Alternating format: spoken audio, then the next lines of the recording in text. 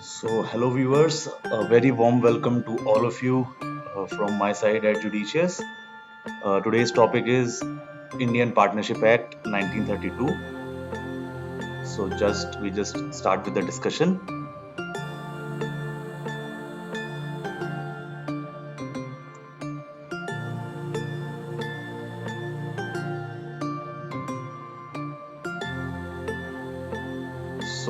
Here it is that जैसे cell of goods act जो हमने प्रीवियस वीडियो में कवर करा, जैसे वो इंडियन कॉन्ट्रैक्ट एक्ट 1872 का पार्ट था और 1930 में वो यहाँ से सेपरेट करके नया एक्ट बनाया गया। सिमिलरली ये इंडियन पार्टनरशिप एक्ट भी ओरिजिनली इंडियन कॉन्ट्रैक्ट एक्ट 1872 का पार्ट था और 1932 में इसको जो है बनाया गया। और जो सर्टेन प्रोविजंस थे इंडियन कॉन्ट्रैक्ट एक्ट 1872 के जो डील करते थे प्राइमरीली किसके साथ, पार्टनरशिप के साथ, उनको यहाँ से रिमूव करा गया नए एक्ट बनाने के लिए। और कौन से सेक्शंस थे वो, they are basically section 239 to section 266, इनको रिमूव कर दिया गया इंडियन कॉन्ट्रैक्ट एक्ट से और बनाया गया इंडियन पार्टनरशिप एक्ट 1932। ठीक है, मूविंग अहेड।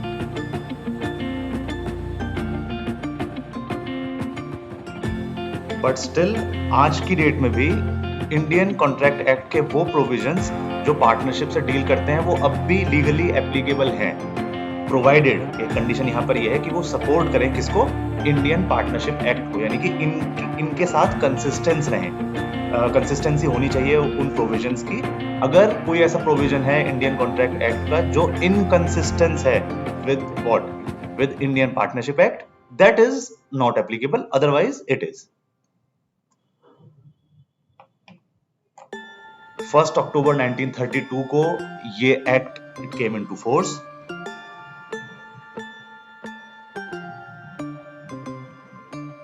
बस एक सेक्शन था इस एक्ट का, विच वाज सेक्शन 69, जो कि इंप्लीमेंट हुआ कब, बाकी एक्ट तो इंप्लीमेंट हो गया 1 अक्टूबर 1932 को केम इनटू फोर्स हुआ, ये section it came into force on 1 October 1933, एक साल बाद, क्योंकि ये जो सेक्शन है it dealt with the impact of non registered partnership firms. जी हाँ, बिल्कुल। अब आप पूछेंगे कि यार sir non registered partnership firm valid होती हैं? Yes of course, registered partnership firm और नॉन रजिस्टर्ड पार्टनरशिप फर्म दोनों ही वैलिड होती हैं। और क्या इम्पैक्ट होता है नॉन रजिस्टर्ड पार्टनरशिप फर्म का, वो सेक्शन 69 के अंदर मेंशन्ड है। और ये सेक्शन इस एक्ट का कब फोर्स में आया, 1 अक्टूबर 1933 को।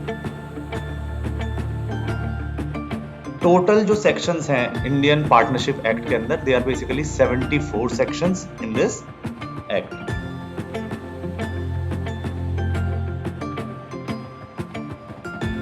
One thing which is very interesting and worth noting is that maximum number कितने होंगे पार्टनर्स का एक पार्टनरशिप फर्म में, इसके बारे में इंडियन पार्टनरशिप एक्ट में कहीं पर भी कोई डिटेल नहीं दे रखी। उसके लिए कंपनीज एक्ट के अंदर ये बता रखा है कि कितने मैक्सिमम पार्टनर्स हो सकते हैं। इंडियन पार्टनरशिप एक्ट में maximum number of partners mention नहीं होता, हालांकि एक्चुअल में there is a cap, there is a limit on the maximum number of partners that can be there in a partnership firm.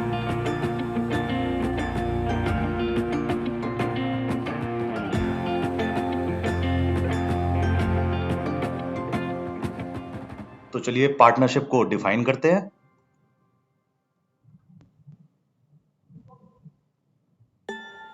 So basically what is a partnership? Partnership है क्या? ये एक relation है। Partnership is a relation किनके बीच में? Obviously partners के बीच में। और वो पार्टनर्स क्या कर रहे हैं? जिन्होंने एग्री करा है कुछ चीज शेयरिंग करने का आपस में। क्या? प्रॉफिट्स ऑफ अ बिजनेस, एक बिजनेस के प्रॉफिट की वो शेयरिंग करना चाहते हैं। कैरीड ऑन बाय ऑल, या तो वो बिजनेस वो सारे पार्टनर्स इक्वली कंट्रीब्यूट कर उसको रन कर रहे होंगे, या फिर any one of the partners who is acting for all, एक पार्टनर जो सबके बिहाफ पर काम कर रहा है वो भी ये बिजनेस कंडक्ट कर सकता है। तो ये है पार्टनरशिप की एक डेफिनेशन।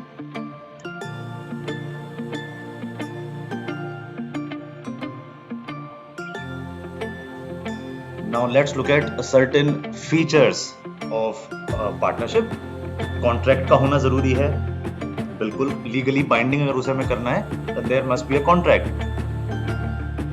मिनिमम 2 लोगों का होना मैंडेटरी है एक पार्टनरशिप फर्म के लिए, और वो करेंगे क्या? सारे partners they agree to carry on a business. Now this business can be either it can be a trade, you are purchasing and selling, it can be an occupation, और it can even be a profession like doctors, lawyers. तो ये सब चीजें include होती हैं business term के अंदर, और यहाँ पर एग्रीमेंट क्या होता है? Agreement to carry on that business. कोई एक डील आपने करी, एक प्रॉपर्टी खरीद ली, उस पर आपने शॉप्स बना के वो रेंट पर आपने लीज आउट कर दी और पर मंथ आपका रेंट आ रहा है, क्या उसको बिजनेस बोलेंगे? बिल्कुल नहीं, क्योंकि वो एक सिंगल ट्रांजैक्शन है और सिंगल ट्रांजैक्शन को बिजनेस की कैटेगरी में नहीं डाला जाएगा। रेंटेड इनकम, जैसे मैंने एग्जांपल में बताया, will not be included as a business. There has to be multiple transactions, dealing continuously multiple times होनी चाहिए, तभी उसको बिजनेस का नाम दिया जाएगा। प्रॉफिट शेयरिंग का बिजनेस होना का ऑब्जेक्टिव होना चाहिए उस बिजनेस को कंडक्ट करने के पीछे। प्लस सारे पार्टनर्स की आपस में म्यूचुअल एजेंसी होती है, हम अभी आगे देखेंगे। सारे पार्टनर्स आपस में दूसरे के पार्टनर भी हैं, एजेंट भी हैं और प्रिंसिपल भी होते हैं। इस तरीके का इनका रिलेशन रहता है। Now let's look at certain types of partnerships. अगर पार्टनरशिप के टाइप्स की हम बात करें तो एक तो होता है कि पार्टनरशिप कर ली 2 लोगों ने for a fixed period of time, कि ये टाइम ड्यूरेशन है, इस टाइम ड्यूरेशन तक हमारी पार्टनरशिप चलेगी। 2 या 2 से ज्यादा लोग ये पार्टनरशिप कर सकते हैं, बिल्कुल। तो उसको बोला जाएगा partnership for a fixed period. Time पहले ही स्पेसिफाई कर दिया कि हमारी पार्टनरशिप इतने ड्यूरेशन तक के लिए चलेगी, ठीक है जी। Second, there might be also case जहां पर दोनों या जितने भी पार्टनर्स हैं उन्होंने सोचा कि इस प्रोजेक्ट पर काम करते हैं साथ में, और इस प्रोजेक्ट तक ही प्रोजेक्ट चलेगा, तब तक हमारी पार्टनरशिप चलेगी। प्रोजेक्ट ओवर होते ही पार्टनरशिप को भी हम ओवर मानेंगे, यानी कि partnership for a particular project. एक पर्टिकुलर प्रोजेक्ट के लिए 2 या 2 से ज्यादा लोगों ने आपस में पार्टनरशिप कर ली। तो पार्टनरशिप एक तो फिक्स्ड पीरियड के लिए हो गई, हमें प्रोजेक्ट से कोई मतलब नहीं है, कितने प्रोजेक्ट आए या जाएं या खत्म हो या शुरू हो, उस फिक्स्ड टाइम को देख के चल रहे हैं हम तो। जबकि यहाँ पर टाइम से कोई मतलब नहीं है, एक प्रोजेक्ट है, चाहे 1 साल में खत्म हो जाए, चाहे 2 साल में, चाहे 5 साल में, जब तक वो ओवर नहीं होगा पार्टनरशिप कंटिन्यू रहेगी। ये 2 चीजें आपको क्लियर हो गई होंगी। थर्ड वन इज, ये भी तो सकता है कि दोनों जितने पार्टनर्स हैं उनका आपस में इतना अच्छा अंडरस्टैंडिंग बन जाए कि अगर इस केस की बात करें तो टाइम पीरियड ओवर हो गया, मगर फिर भी वो चाह रहे हैं पार्टनरशिप कंटिन्यू करें, कर सकते हैं। या फिर प्रोजेक्ट जिसके लिए वो साथ में थे वो प्रोजेक्ट कंप्लीट हो गया, अब वो सोच रहे हैं नहीं यार इसको आगे एक्सटेंड कर लेते हैं, हमारी पार्टनरशिप को, प्रोजेक्ट तो ओवर है और प्रोजेक्ट लेंगे साथ में, क्या दिक्कत है। तो अगर ऐसी सिचुएशन में पार्टनर्स के पास क्या एक ऑप्शन रहता है? Partnership at will. वो अपनी खुद की फ्री कंसेंट, फ्री विल के साथ इन पार्टनरशिप्स को एक्सटेंड कर सकते हैं। ऐसे सिचुएशन में उसको बोला जाएगा पार्टनरशिप एट विल। तो या तो ये फिक्स पीरियड वाली भी आगे जाके पार्टनरशिप एट विल में कन्वर्ट हो सकती है, और पार्टनरशिप फॉर पर्टिकुलर प्रोजेक्ट भी it can be converted to partnership at will.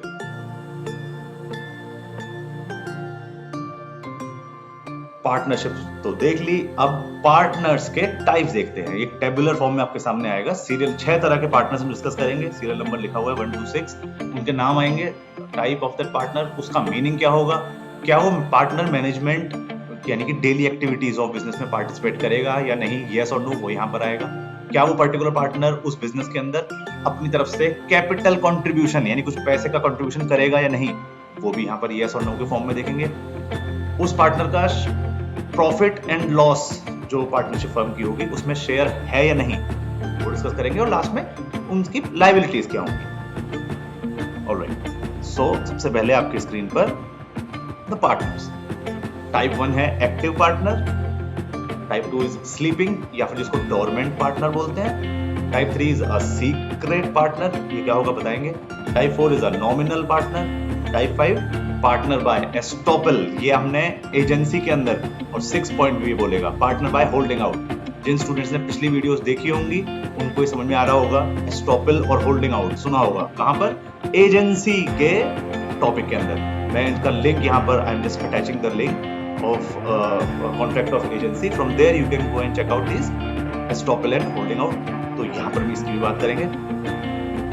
चलिए, क्योंकि मैंने पहले बताया एक पार्टनर आपस में बाकी पार्टनर्स का पार्टनर तो होता ही होता है, एजेंट और प्रिंसिपल भी होता है, तो इसलिए ये दोनों चीजें एजेंसी से ली गई हैं यहाँ पर. चलिए इन सब का मीनिंग देखते हैं. एक्टिव पार्टनर, जैसा नाम से चल रहा है, एक्टिव है बहुत ही, तो ये कैरीज ऑन बिजनेस, बिजनेस को कैरी ऑन करते हैं एक्टिव पार्टनर. दूसरा स्लीपिंग या फिर डोरमेंट पार्टनर, इनका डेली एक्टिविटी में कोई भी रोल नहीं होता. हाँ, पार्टनर ही है मगर एक्टिव पार्टिसिपेशन डेली एक्टिविटीज में नहीं करते. राइट, तो एक्टिव पार्टनर बिजनेस में पूरा पार्टिसिपेशन करेंगे. स्लीपिंग पार्टनर, पार्टनर तो है मगर डेली एक्टिविटी में कोई रोल नहीं है. सीक्रेट पार्टनर, ये बिल्कुल इन्वॉल्व है पार्टनरशिप के अंदर मगर उनका एसोसिएशन जो है वो सबके सामने, आउटसाइड वर्ल्ड के सामने, मतलब पार्टनर्स के अलावा बाहरी दुनिया के लिए उनका association is a secret. Next is nominal partners, ये सिर्फ अपने नाम का यूज करने के लिए अलाउ कर रहे हैं बाकी पार्टनर्स को उस पार्टनरशिप फर्म के अंदर. क्योंकि कई बार होता है कि कोई एक ऐसा इन्फ्लुएंशियल पार्टनर चाहिए होता है जिसकी वजह से लोगों को उस पार्टनरशिप फर्म के बारे में ज्यादा अच्छी फीलिंग आए और वो उनसे डील करने में इंटरेस्टेड रहे. तो सिर्फ उसका नाम, एक कुछ अमाउंट दे दिया जाएगा उनको और उनका नाम यूज करने के लिए खाली. फिर है पार्टनर बाय एस्टॉपल, यानी कि अपने कंडक्ट के थ्रू जो पार्टनर माना जाए, हम इसे पढ़ चुके हैं कॉन्ट्रैक्ट ऑफ एजेंसी में. और पार्टनर बाय होल्डिंग आउट, यानी कि he allows himself to be represented as a partner, वो होते हैं पार्टनर बाय होल्डिंग आउट. अपने आप को वो अलाउ कर रहे हैं कि दूसरा बंदा उनको रिप्रेजेंट करे, यानी कि पार्टनरशिप का एजेंसी बनाने के लिए वो रेडी कर रहे हैं खुद को भी. He is not denying you know his partnership in that sense. तो ये इन सब के अच्छे के मीनिंग है. आगे देखते हैं अब. एक्टिव पार्टनर मैनेजमेंट में पार्टिसिपेट बिल्कुल करेगा, यस लिखा हुआ है यहाँ पर. जब पहले ही हमने लिख दिया कि he carries on business, that means management में पार्टिसिपेट करेंगे. स्लीपिंग या डोरमेंट पार्टनर, जब पहले इनका बता दिया no role in daily activities, मतलब कि मैनेजमेंट में इनका कोई इन्वॉल्वमेंट नहीं है. सीक्रेट पार्टनर, सीक्रेटली एसोसिएटेड हैं मगर मैनेजमेंट में भी इन्वॉल्व है, सारे काम करेंगे ये, बस सिर्फ इतना है कि एक्सटर्नल वर्ल्ड को इसके बारे में नॉलेज नहीं होगी. Nominal partner allows use of name only, सिर्फ नाम के लिए इन्होंने जुड़े हैं पार्टनरशिप फर्म के साथ, तो मैनेजमेंट में कोई रोल इनका नहीं है. पार्टनर बाय एस्टॉपल, क्योंकि ये तो कंडक्ट से पार्टनर बने मगर इनका मैनेजमेंट में कोई रोल नहीं था. पार्टनर बाय होल्डिंग आउट, उन्होंने अपोज नहीं करा जब उनको बोला गया कि मेरे प्रिंसिपल है, मेरे पार्टनर है, तो इनका भी मैनेजमेंट के अंदर कोई रोल नहीं होता. कैपिटल कंट्रीब्यूशन, एक्टिव पार्टनर बिल्कुल पैसे इन्वेस्ट करेगा. स्लीपिंग या डोरमेंट पार्टनर भले ही मैनेजमेंट में पार्टिसिपेट ना कर रहा हो, कैपिटल कंट्रीब्यूशन ये भी करेंगे. सीक्रेट पार्टनर सारे रोल प्ले करेगा पार्टनर के, आप देख रहे हैं यहाँ पर मैनेजमेंट में भी यस आ गया है और कैपिटल कंट्रीब्यूशन में भी यस है, सारे काम करेंगे बस सीक्रेटली. नॉमिनल पार्टनर जब कुछ कर ही नहीं रहे, सिर्फ ना नाम ही इन्होंने अलाउ करा है यूज हो जाए इसमें, तो मैनेजमेंट में भी इनका कोई इन्वॉल्वमेंट नहीं है और कैपिटल कंट्रीब्यूशन से भी कोई मतलब. सिमिलरली पार्टनर बाय एस्टॉपल और पार्टनर बाय होल्डिंग आउट, जो कंडक्ट से बने या फिर खुद को रिप्रेजेंट करने के लिए अलाउ कर दिया, इनका भी जैसे मैनेजमेंट में कोई रोल नहीं था वैसे ही कोई कंट्रीब्यूशन कैपिटल में भी ये लोग नहीं करेंगे. तो इससे इनका प्रॉफिट एंड लॉस की शेयरिंग पर क्या असर पड़ेगा? एक्टिव पार्टनर जब सारे काम कर रहा है तो यस, उसका राइट है प्रॉफिट में, उसका राइट है उस शेयरिंग का, और लॉस के केस में उसकी लायबिलिटी भी. स्लीपिंग या डोरमेंट पार्टनर सिर्फ वो मैनेजमेंट में रोल अपना प्ले नहीं कर रहे, बाकी पैसे भी लगाए हैं उन्होंने, तो इसलिए शेयर भी उनका बनता है. सीक्रेट पार्टनर हर जगह पर यस है, क्योंकि खाली एक सीक्रेसी का पॉइंट है, बाकी सारे काम मगर ये कर रहे हैं. नॉमिनल पार्टनर ना मैनेजमेंट में कोई रोल, ना कैपिटल इन्वेस्ट करा, ना ही प्रॉफिट और लॉस में शेयर लेंगे, सिर्फ नाम के लिए एसोसिएटेड. पार्टनर बाय एस्टॉपल और होल्डिंग आउट, अगेन दोनों के आगे यहाँ पर नो ही मेंशन है, तीनों कैटेगरीज में. ठीक है, तो ये हुआ पार्टनर्स के बारे में. अच्छा, एक चीज में यहाँ पर देखते हैं, ये सब पढ़ने के बाद इनकी लायबिलिटी क्या होगी सारे ही पार्टनर्स की, किसकी लायबिलिटी लिमिटेड होगी, किसकी अनलिमिटेड होगी. तो इंटरेस्टिंगली पार्टनरशिप एक्ट के अंदर ये बोला गया कि सबकी liabilities, all 6 type of partners will have unlimited liability. Right, आप समझ रहे हैं, यानी कि, और ये होती क्या है लिमिटेड लायबिलिटी, अभी हम इस पर डिस्कशन करेंगे, मगर फिलहाल ये समझ लीजिए लिमिटलेस लायबिलिटी है इनकी. अगर इनके पार्टनर ने भी कोई ऐसा एक्ट कर दिया तो उसके लिए ये भी पूरी तरह से लायबल रहेंगे. Right, moving ahead. अब क्योंकि एक पार्टनर के लिए बाकी लोग भी इन्वॉल्वमेंट उनका रहेगा, वो हिस्सेदार बनेंगे, तो इसलिए अब सोचा गया कि लिमिटेड लायबिलिटी पार्टनरशिप एक्ट बनाया जाए, जिसमें पार्टनर्स की लायबिलिटी को लिमिटेड कर दिया जाए, अनलिमिटेड ना रहे पार्टनर की लायबिलिटी, उसे लिमिटेड कर देते हैं। ये 2008 में ये एक्ट आया। इसको देखते हैं अभी किस पर्पस से ये एक्ट लाया गया। जब हमारे पास ऑलरेडी पार्टनरशिप एक्ट था, अच्छे से पढ़ रहे थे अभी, तो फिर ये लिमिटेड लायबिलिटी पार्टनरशिप लाने की क्या जरूरत थी। देखिए, पार्टनरशिप के कुछ डिसएडवांटेजेस थे, उनको रिमूव करने के लिए LLP यानी limited liability partnership act was introduced. Plus company को जो कंपनीज एक्ट के अंदर जो एडवांटेजेस प्रोवाइड कराए जाते हैं, वो एडवांटेजेस पार्टनरशिप को भी देने का यहां पर डिसाइड किया गया इस एक्ट के थ्रू। यानी कि LLP है क्या, बेसिकली ये हाइब्रिड है, किसके बीच में, पार्टनरशिप और कंपनी के बीच का एक हाइब्रिड बनाया गया। अब क्योंकि सारे डिसएडवांटेजेस पार्टनरशिप के यहां से हट रहे थे और सारे एडवांटेजेस कंपनी के यहां पर आ रहे थे, इसलिए ज्यादा से ज्यादा लोग अब they started opting for LLP instead of forming a partnership firm। एक चीज यहां पर ये नोट करिएगा कि LLP limited liability partnership act 2008 के अंदर टोटल 81 सेक्शंस हैं और 4 शेड्यूल्स।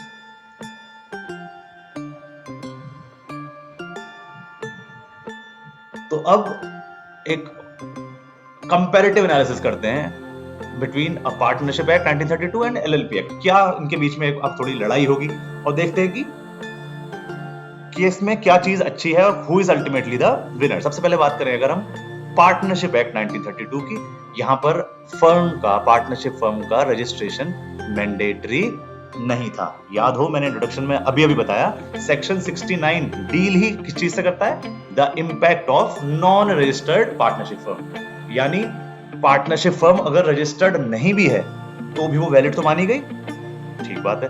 तो मैंडेटरी रजिस्ट्रेशन नहीं है पार्टनरशिप एक्ट के अंदर, जबकि LLP एक्ट के अंदर रजिस्ट्रेशन इज मैंडेटरी। तो एक लीगल कंप्लायंस का थोड़ा ज्यादा यहां पर हो जाता है, लीगल इन्वॉल्वमेंट ज्यादा होता है कि रजिस्ट्रेशन कराना है, मतलब कराना है, it is mandatory, without fail you have to get your firm registered. तो पहला डिफरेंस तो ये आया दोनों में। चलिए दूसरा, maximum number of partners partnership act के अंदर लिमिटेड है, और मैंने बताया था अभी, और वो दिए कहां पर है, कौन से एक्ट में, कंपनीज एक्ट नए वाले के अंदर maximum number of partners mentioned है। ठीक, तो क्या LLP एक्ट में कोई मैक्सिमम नंबर नहीं है? बिल्कुल सही, मैक्सिमम नंबर ऑफ पार्टनर्स यहां पर अनलिमिटेड है। ये एक फायदा और हो गया किसको, LLP एक्ट को। आगे देखते हैं पार्टनरशिप एक्ट में, अभी हमने देखा टाइप्स ऑफ पार्टनर्स, लायबिलिटी के आगे सबके आगे अनलिमिटेड लिखा हुआ था एक लाइन से, यानी कि यहां पर पार्टनर्स की लायबिलिटी अनलिमिटेड होती है, it's not a good thing. जबकि LLP एक्ट के अंदर there is a limited liability, और किसके according, as per contribution written in agreement. जो आपने रिटन एग्रीमेंट करा, उसमें जो कंट्रीब्यूट आप कर रहे होंगे, जितना अमाउंट, उस अमाउंट के रेशियो में पार्टनर की लायबिलिटी होगी। तो ये एक और अच्छी चीज LLP एक्ट के अंदर।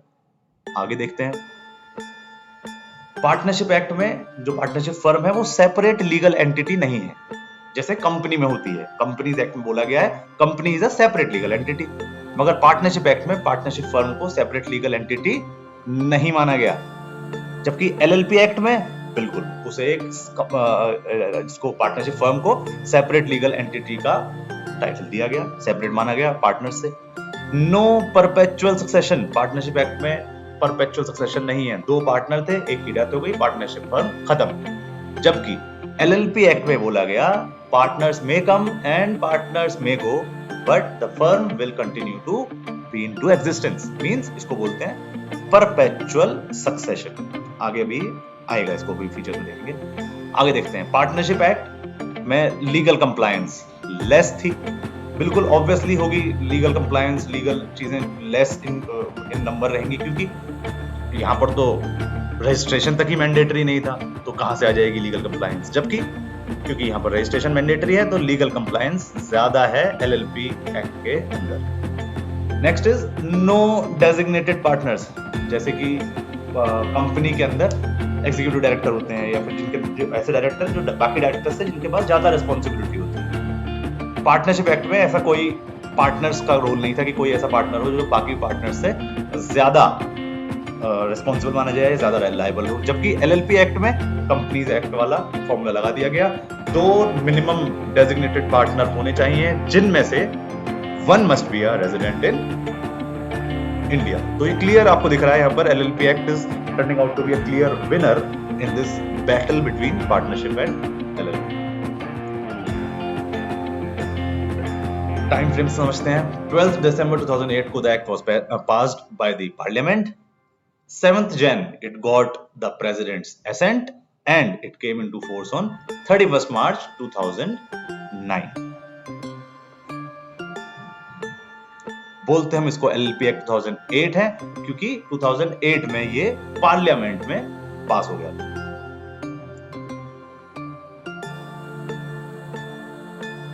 Now let's look at what are the features of LLP.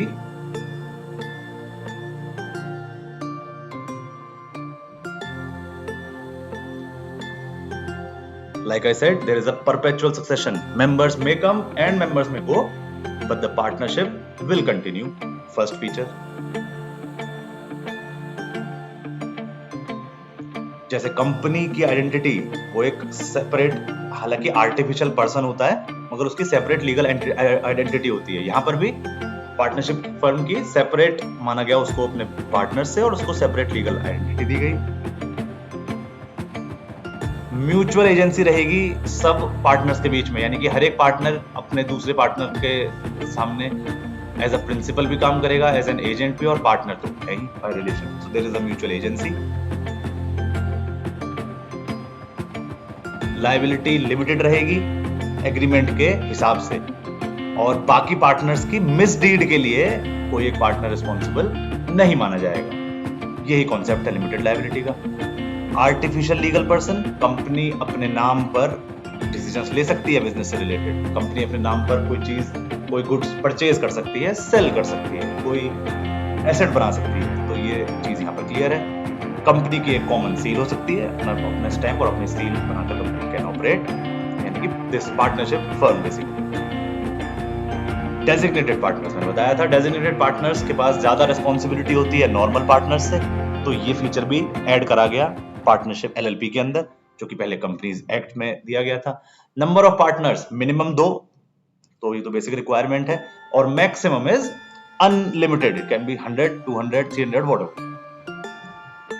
ये अच्छी बात है। प्लस यहां पर ये चीज याद रखने वाली है कि एलएलपी कोई नॉन प्रॉफिट अर्निंग ऑर्गेनाइजेशन नहीं हो सकती, it has to be a profit earning organization only. Now LLP के अफेयर्स में इन्वेस्टिगेट करने की पावर किसके पास है? सेंट्रल गवर्नमेंट के पास। किसके through? Through a competent authority, जो ये अपॉइंट करेंगे।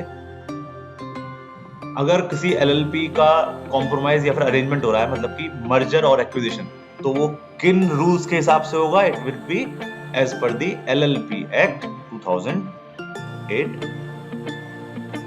फॉरेन एलएलपी को भी रिकॉग्नाइज किया गया है, उसको पूरी मान्यता दी गई है यहाँ पर, और उसके पास डिफाइन करा गया है क्या कोई भी एलएलपी जो इंडिया से बाहर बनी हो मगर उसका एक एस्टेब्लिश्ड प्लेस ऑफ बिजनेस हो, कहां पर? इंडिया के अंदर, उसको हम फॉरेन एलएलपी मानेंगे और उसके ऊपर ये एक्ट एप्लीकेबल होगा, वैलिड वो एलएलपी मानी जाएगी।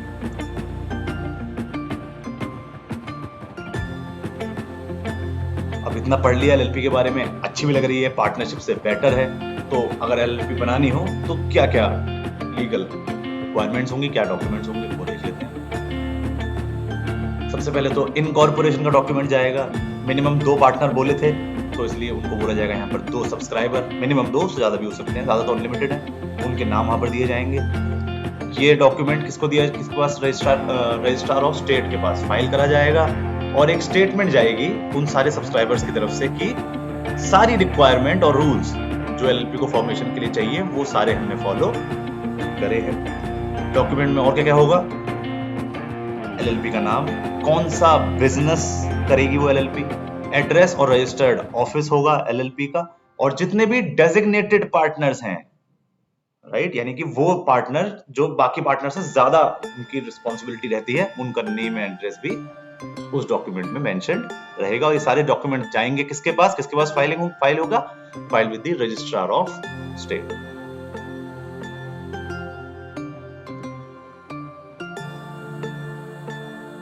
Who can be a partner, section 22 में गिवन है eligibility to be a partner.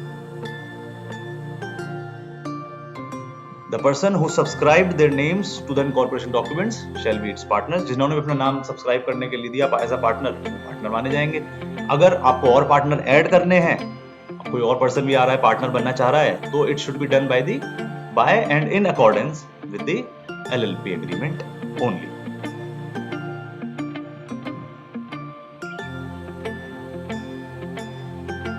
Partners की आपस की रिलेशनशिप के बारे में बात करता है सेक्शन 23, यानी कि हर एक पार्टनर के आपस में क्या रिलेशंस रहेंगे।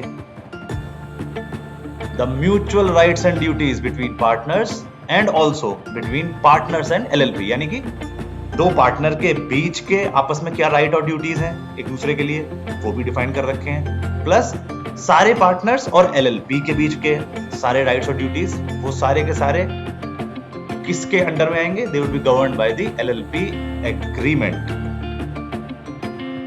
अब अगर ये रिलेशन आपस में चेंज करना है तो यानी कि उस LLP एग्रीमेंट में चेंज करना होगा, तो ठीक बात है। Any changes in the LLP agreement shall be filed, वो चेंज भी आपको फाइल करना पड़ेगा किसके पास, रजिस्ट्रार के पास, और वो भी सिर्फ उसी फॉर्म, उसी मैनर और उसी फीस में के साथ जो प्रिस्क्राइब्ड हो इन दैट और एज पर द एक्ट।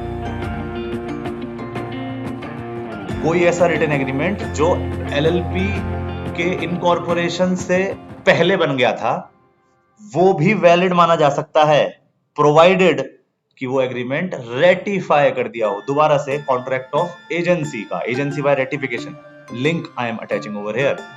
अगर वो एग्रीमेंट रेटिफाई कर दिया जाए यानी अप्रूव कर दिया जाए बाकी पार्टनर्स के थ्रू, तो वो रिटन एग्रीमेंट भी वैलिड माना जाएगा जो कि LLP के इनकॉर्पोरेशन से पहले बना था, मगर सारे पार्टनर्स का के द्वारा के थ्रू उसका ratification is essential.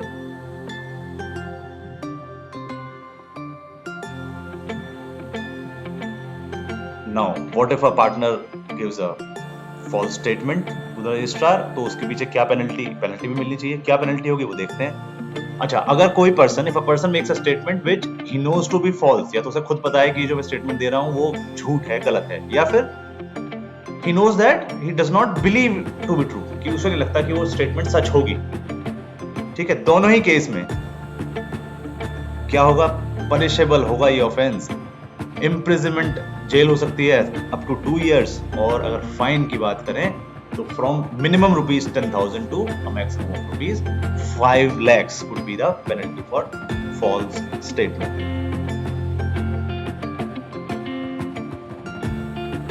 Wind up कैसे कर सकते हैं LLP को, वो देख लेते हैं। सेक्शन 63 में फाइंडिंग अप या फिर डिसोल्यूशन ऑफ LLP के बारे में दे रखा है क्या, कि फाइंडिंग अप या तो वॉलंटरी हो सकती है, पार्टनर्स खुद वॉलंटरीली अपनी फ्री कंसेंट से LLP को वाइंड अप करें, बंद करें, या फिर एक गवर्नमेंट अपॉइंटेड ट्रिब्यूनल के through. Let's look at them. Voluntary winding up of LLP, सारे जो उसके क्रेडिटर्स हैं या उसके जो पार्टनर्स हैं वो वॉलंटरी खुद ही चाह रहे हैं LLP को वाइंड अप करना। कैसे कर सकते हैं, बाय पासिंग अ रेजोल्यूशन, जैसे कंपनी में सारे डायरेक्टर्स मिलकर रेजोल्यूशन पास करते थे, वैसे यहाँ पर सारे पार्टनर्स मिलकर एक they might pass a resolution to wind up. उस रेजोल्यूशन जो बंद करने का, वाइंडिंग अप का रेजोल्यूशन को कर रहे हैं, उसको, उस रेजोल्यूशन को अप्रूवल मिलना चाहिए किसका, 3/4 ऑफ द पार्टनर्स, इनका अप्रूवल होना जरूरी है उस रेजोल्यूशन के लिए। अगर उस LLP को मार्केट में उसके क्रेडिटर्स भी हैं, तो अपना रेजोल्यूशन तो पार्टनर्स देंगे ही देंगे, उन्हें मेजॉरिटी क्रेडिटर्स की कंसेंट भी चाहिए होगी LLP को वाइंड अप करने के लिए। अच्छा, जो ये रेजोल्यूशन पास करा गया उसकी एक कॉपी भी फिर फाइल होगी किसके पास, रजिस्ट्रार ऑफ स्टेट के पास।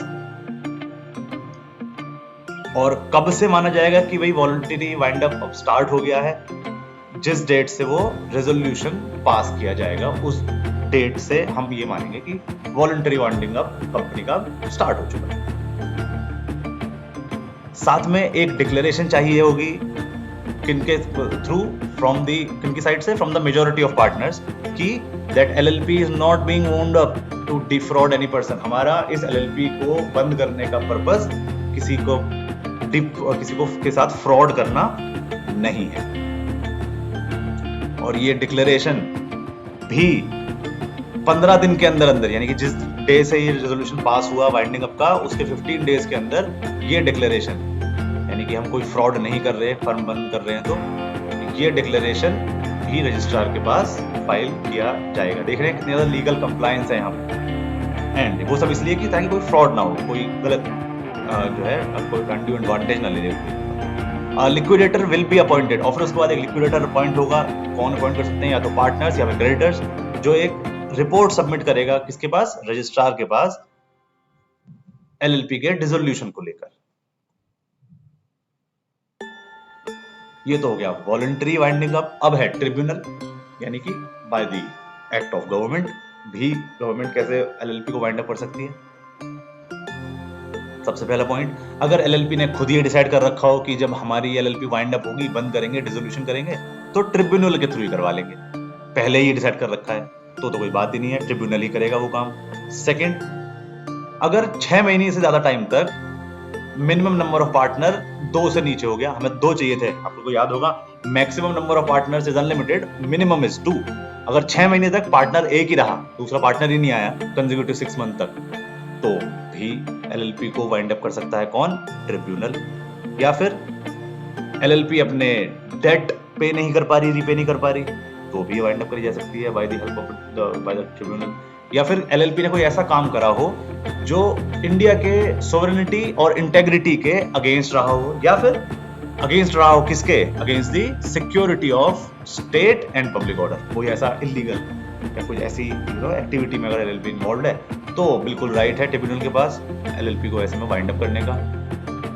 अगर स्टेटमेंट ऑफ अकाउंट या सॉल्वेंसी या फिर एनुअल रिटर्न फाइल करने में कुछ फॉल्ट करा है एलएलपी ने, again it can B wound up. या फिर ट्रिब्यूनल ये सोचता है, और इस ओपिनियन का है, ट्रिब्यूनल के पास ये ओपिनियन है कि हमारे पास जस्ट और इक्विटेबल ग्राउंड है इस एलएलपी को वाइंड अप करने का। हमारे पास enough amount of things there which proves कि हमारे पास ये राइट्स हैं कि now this LLP must be wound up, उसका डिसोल्यूशन हो जाना चाहिए, तो वो एलएलपी वाइंड अप हो जाएगी by the tribunal. Thank you for watching this video. ये एक्ट था हमारा जो हमने भी कवर कर लिया है, और पार्टनरशिप को लेकर नेक्स्ट में बात करेंगे नेगोशिएबल इंस्ट्रूमेंट्स एक्ट की। होप ये सबको अच्छे से समझ में आ गया होगा, कॉन्सेप्ट क्लियर हुए होंगे, and stay tuned for more videos. Thank you so much.